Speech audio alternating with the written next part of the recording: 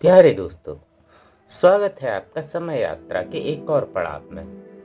पिछले भाग में हमने जाना कैसे समुद्र के अंदर कशेरुकी जीवों का विकास हुआ। आज हम जानेंगे कि कैसे यह जीव पृथ्वी पर रहने आए तथा कैसे पैंजिया कॉन्टिनेंट विकसित हुआ। तो चलिए शुरू करते हैं।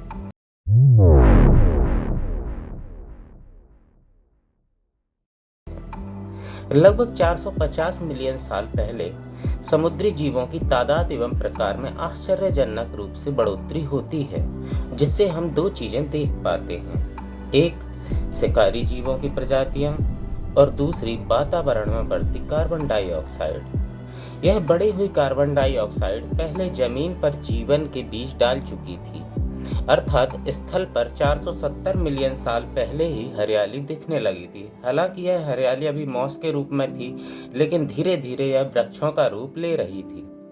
धीरे धीरे पृथ्वी पर हरियाली बढ़ने लगी तथा ऑक्सीजन के जमीन से निकलने से ओजोन परत का विकास भी होने लगा। किंतु वहीं दूसरी ओर समुद्र के अंदर शिकारी जीवों की तादाद तथा शरीर का विकास तेजी से हो रहा था, जिससे शिकार जीवों को बचने के लिए नए नए आश्रय तलाशने पड़ रहे थे। जब समुद्र में आश्रय मिलना लगभग असंभव हो जाता है, तो यह जीव ऐसा फैसला करते हैं जो हमारे होने की पहली सीढ़ी था। यह जीव स्वयं को धरती पर रहने लायक विकसित करने लगते हैं। यह अचानक नहीं हुआ था। वैसे प्रकृति में कुछ भी अचानक नहीं होता है। यह जीव पहले समुद्र में बड़े बड़े शिकारियों से बचने के लिए उथले किनारों पर आकर रहने लगते हैं। फिर आज से लगभग 370 मिलियन साल पहले हमारी धरती के पहले पूर्वज टेट्रापॉड मछली धरती पर आती है तथा 10 मिलियन सालों में ऑर्थ्रोपॉड, मकड़ी तथा अन्य प्रकार के कीड़ों में विकसित हो जाती है। यह बहुत ही मनमोहक है। पृथ्वी पर ओजोन परत भी बहुत हद तक बन चुकी है। ऐसा लगता है अब धरती पर जीवन विकसित होने से कोई नहीं रोक सकता, पर शायद प्रकृति ऐसा नहीं सोच रही है। यह एक महाविनाश के पहले की शांति है। आज से 350 से 250 मिलियन सालों के मध्य एक नाटकीय घटनाओं की श्रृंखला सामने आती है, जिससे इस पृथ्वी के स्वरूप तथा जीवन के नियम पूर्णतः परिवर्तित हो जाते हैं। इन घटनाओं की शुरुआत होती है वायुमंडल एवं ओजोन परत के बनने से। ओजोन परत के बनने से पृथ्वी का तापमान बढ़ जाता है और शुरू होता है ज्वालामुखियों के फटने एवं टेक्टोनिक प्लेट्स के खिसकने का एक सिलसिला।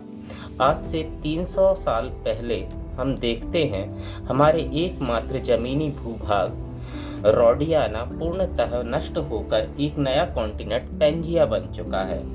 पैंजिया बनने से नए और विशाल समुद्री बेसिन तैयार होने लगते हैं, पर अभी भी यह महाविनाश की प्रक्रिया रुकी नहीं थी। यह निरंतर 251 मिलियन साल पहले तक चलती रही। यह महाविनाश इतना बड़ा था कि इस पृथ्वी का 96% समुद्री जीवन तथा 70% स्थलीय कशेरुकी जीवन नष्ट हो जाता है।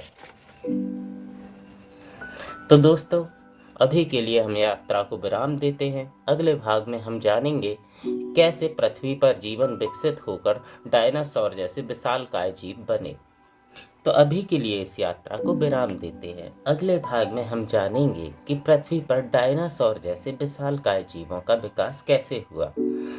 अभी के लिए मुझे इजाज़त दीजिए। अगर आपको यह यात्रा करने में मज़ा आ रहा है तो वीडियो को लाइक कीजिए। अगर यह यात्रा आप अपने दोस्तों के साथ करना चाहते हैं तो उनके साथ इस वीडियो को शेयर कीजिए। और अगर आपको हमारे वीडियो में कोई कमी लगती है तो हमें कमेंट करके ज़रूर बताइए। और अभी हमारे चैनल को सब्सक्राइब करके बेल नोटिफिकेशन ज़रूर दबाएं, ताकि वीडियो डालते ही आपको हमारी यात्रा के बारे में पता चले। धन्यवाद।